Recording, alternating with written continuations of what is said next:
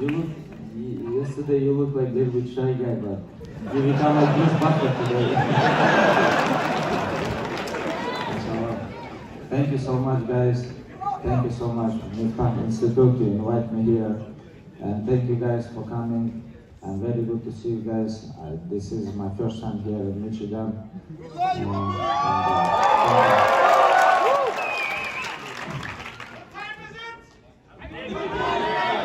Okay guys, we're going to have to continue this Q&A and we'll have respect. So if you guys can promise me not to say nothing for the next half an hour, we'll have a great time. Jazakumullah khair. I'd like to ask our dear guest, the champion, Khabib nurmagomedov, who's joining us for the first time here in Michigan. How did you find the freezing cold weather here in Detroit, Michigan as you arrived? Oh, it's not surprise for me, because I'm from Dagestan, Russia. There's cold right now too, and snow is nothing new for me. And how I find what? The weather, cold weather. Cold weather. It's good. Of course I like when it's like plus 30, 35. This is my favorite weather, but what we can do. Brother Khabib, assalamu alaikum wa barakatuh. This is brother, inshallah, I'll try to keep him normal for the next hour and a half. Everyone in the crowd knows that he gets a little crazy once in a while. I'm not here to ask you any questions. I'm just here to make sure he doesn't ask you any bad questions. That's all I'm here for. So, we were speaking yesterday at dinner about Dagestan. And people, they over here in the audience would love to know where Dagestan is, what the history is. And they see videos of you running up and down mountains in Dagestan and wrestling bears. So they would like to know something about your country. Please tell us that. Dagestan is it's been like country of mountains. That is like mountains, Stan is like country, We have mountains, we have Caspian Sea, we have beautiful food and very good people. And they all love fighting, like wrestling, because wrestling is a traditional sport in Dagestan. And I think we have almost like 30 Olympic champions in freestyle wrestling, something like this. I don't count like second or third place. We have a lot. Yeah, we have a lot. This place. We have not only athletes and good people too,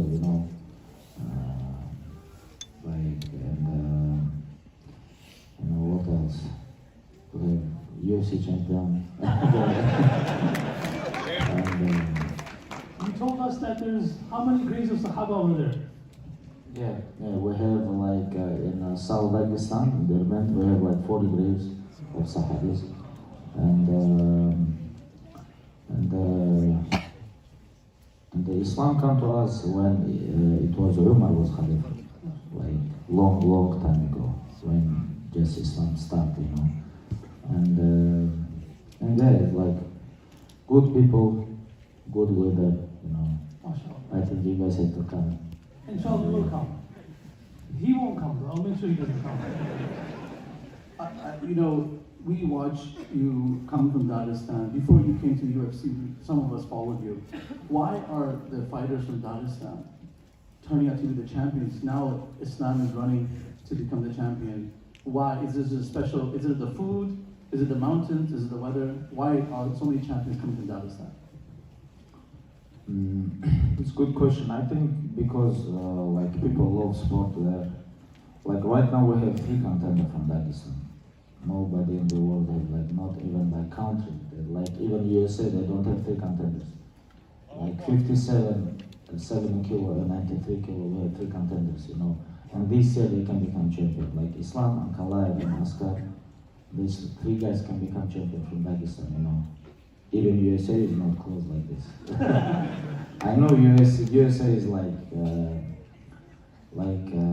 they have so many athletes, and this sport become very popular because of USA, because of UFC, and I know this is, but right now, Dagestan, I think very close to be number one place in the world for MMA.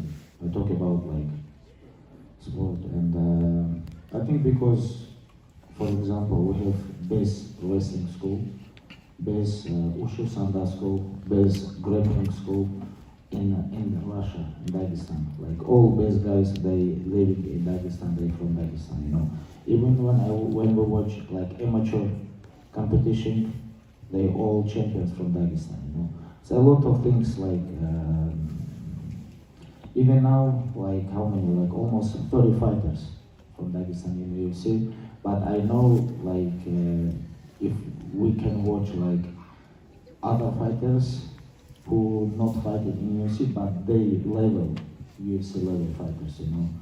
And I think like I don't know how to start this. I know I start this, but I don't know how to start this because everybody wanna become UFC fighter, become success athlete, you know. But same time I told them not only sport is important. It's very important to study too, you know. Going to school, university, this is very important, you know. I think this because people living a little bit full life, you know, to become success, like sport is very easy way. And I think this is one of the reasons. Once you mentioned, thank you for the answer, once you mentioned in one of your interviews that one of the reasons why the Dagestani fighters are successful is because they come from hard times. And they have no choice but to work hard and go to the gym, and they don't have too much luxury and materialism. And you said that in America, you know, people who come in nice cars, live in nice homes, it's difficult for them to get out and go to the gym and work out. So, you know, this is also proven through Sunnah, the Prophet ﷺ, where he said, "Iyaka wa tana'um," be aware of getting in too much luxury in the comfort zone. So please expand upon that. What did you mean when you said that? Is that a factor? Yeah, this is one of the factors, and I think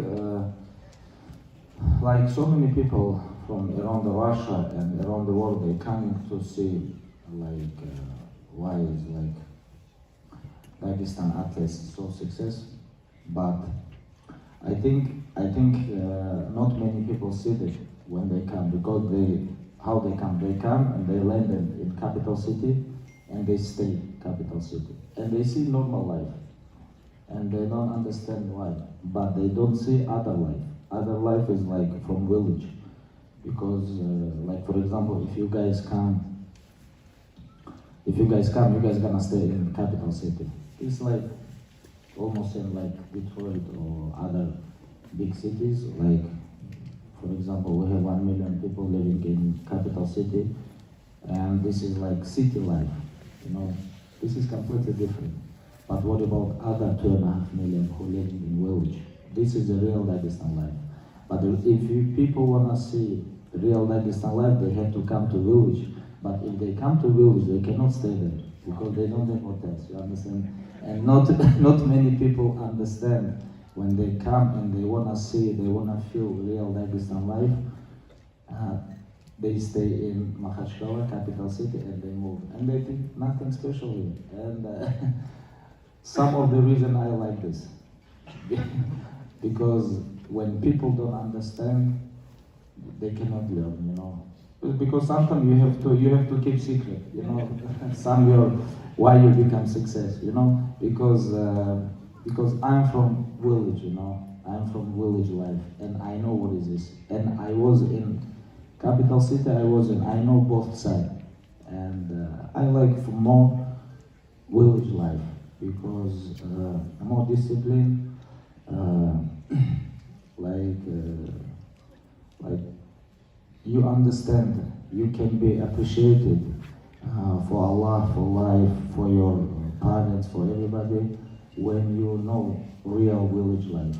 This is completely different than city life, you know. I think like when you guys come, I'm gonna take you guys to village. Don't think I'm gonna leave you guys in a nice hotel in capital city. You guys gonna come to village. I need a 5-star hotel. I'm gonna show you guys real life, you know. And He will run away. you don't have choice, but You smashed my face, I don't know. The Khabib champion, you know, the success that you have, there are many factors. I want to just run by a few of them. Your father, you know, such a great influence on your life. You talked about him. Your whole career was around his influence in your life. How did he raise you, brothers and sisters, and how important is a father figure in your life as an influence? Father, it was very big reason why I become success, because of his view, because he understands this, and he understands this sport, and of course, he was like very big motivation for me, you know, and I think not only in my life, in a lot of lives, like in Dagestan, he was a big part of their life, you know, and he was helping a lot of people around him, not only our village, other villages, other cities, yeah, father was very big part of my life. You know, there's one scene that I see with you and your dad, and I'm sure the audience has seen it, is when you want to clean your face in that video, and you have your gloves on. And your dad grabs his shirt, and he dries your face after one of your fights. Can you, like can you express the love that he showed you in the ring, outside the ring? What was it like in that moment? Honestly, that moment, like inside the cage, I don't remember. Because I just finished my fight, like I just wanna clean my face. Honestly, I don't remember. Then, like after fight finished, like everybody sent me this video, this video became very, very popular. Like inside the cage, I don't remember this. Like father was always like this, you know, always he take care of me. So, he teach me to become not only like a good fighter, just become like just good person, you know. And he never say, oh, you have to do this, you have to do this. He just show always. It was a very good example for me, you know. It's one things when we talk with our kids and we tell them we have to do this, we have to do this. And other thing, when you talk and when you show by yourself, this is very, very important to know. Like for example, you can smoke cigarette and tell your kids, oh, smoking is not good, you know. Like, of course, they're gonna look how you smoke. They're not gonna listen to you. But if you don't smoke and you say smoking is not good, every day you have to learn in school, study, training, like when he always with you and show by himself, this is completely different. So, since you brought that up, there's many people that are here that have children, and you also have kids. May Allah subhanahu wa ta'ala grant them success in this world and thereafter. As first, from a father's standpoint, what advice do you give fathers and mothers who are sitting here? His brother has a picture of your father right there. Who's that, Khabib? Half, mashallah. I have your father's plan here. MashaAllah. So, what advice do you give for fathers who are sitting here, especially in this country, how they should raise their children on Islamic values and also the values of, of the culture that they have, so that they don't get assimilated and they get changed from this culture? I think is like right now the biggest problem, I think it's like time, you know. Time, because everything going very fast because of all this technology and IT technology, they're doing all this stuff. I think time go very fast, and just don't give them free time, you know. If we give them free time, they're gonna spend this time like on wrong way. I think we have to make them stay busy, you know. Like when I grew up, like my father made me always do like do something. I never was like sitting and just like how they like to say, like just chilling. I never remember this. Even now, like I'm 33 years old and like I'm finished with my professional career, but I never sit in like in one city, you know. Like I was in Moscow, then I go Singapore, I come here. Tomorrow I go Miami, after Phoenix, San Francisco, Las Vegas, Riyadh. Like I'm traveling, you know. I'm working, and it was like my life. All like I was living this all my life, you know. Every day I wake up, I was training, come home, go school, come home, go to the gym, come do homework. You know, it's like father never gave me free time. You know. I think we have to make busy our kids, you know, and give them good knowledge, be them good example, you know, and don't let like phones teach our kids. You know, we have to teach them.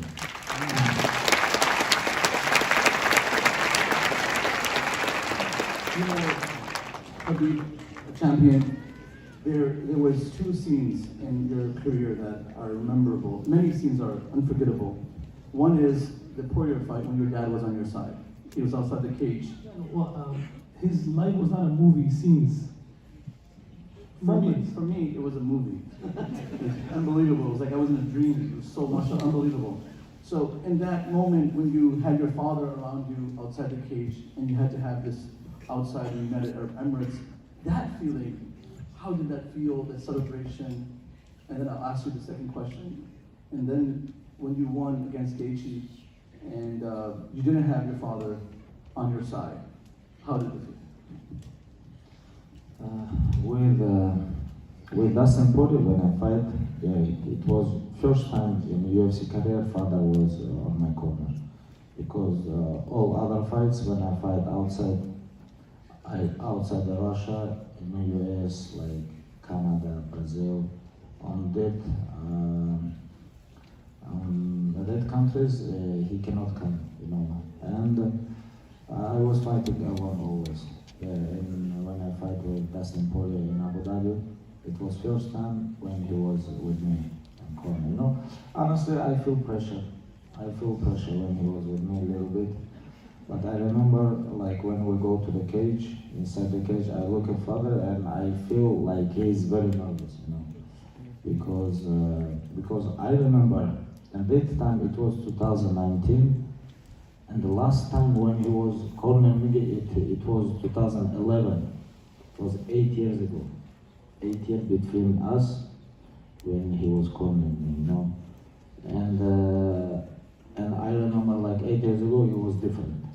When I go to the cage, like, and when I go to the cage when I fight with Dustin Poirier, he was like completely different. Like inside the locker room, he was a little bit different, but when I come to the arena, I look at him, I understand he's nervous.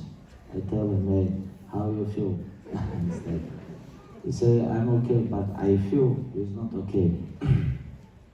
I say, everything is gonna be good, I'm gonna finish this guy. So don't worry. Okay, round of applause for that. Yeah.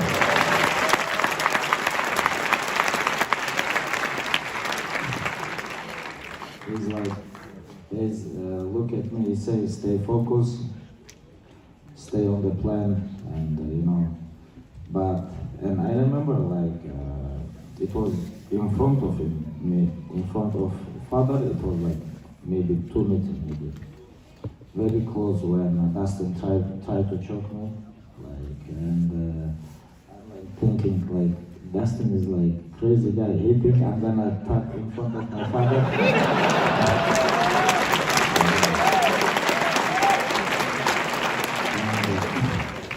And I was like, okay, let him do this. We can let him do this. He tried to choke me, I gave him space, you know. And I remember like from I told Islam, he like jump to guillotine with the right hand. When I go to the double leg, I'm gonna give him my neck and then I'm gonna make him tired with this, because when you try to choke someone with guillotine, this is takes so much energy, you know. I know this, you guys don't understand. And, He's a fighter. without me on the stage, yes, he's fighting. With me.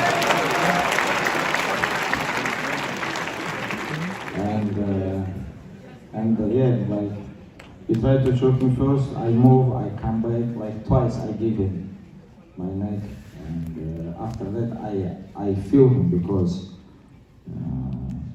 I feel him like he's finished, you know.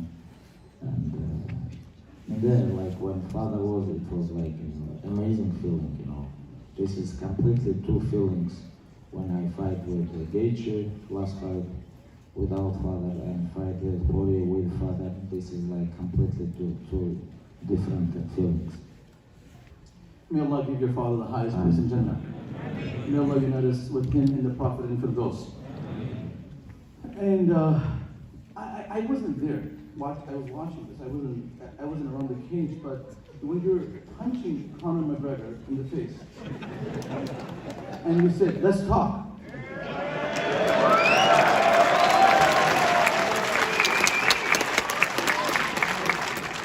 What do you want to talk about? That fight, I remember like everything. Yeah, I was like some fights when finished, like you know, because like fighting in our life, like example, like when we fight inside the cage, like it was last maybe couple years. I really don't enjoy with this. Honestly, when I go to the cage, fight, okay, fight, win, come back, you know, go home. It's like next day, like normal day.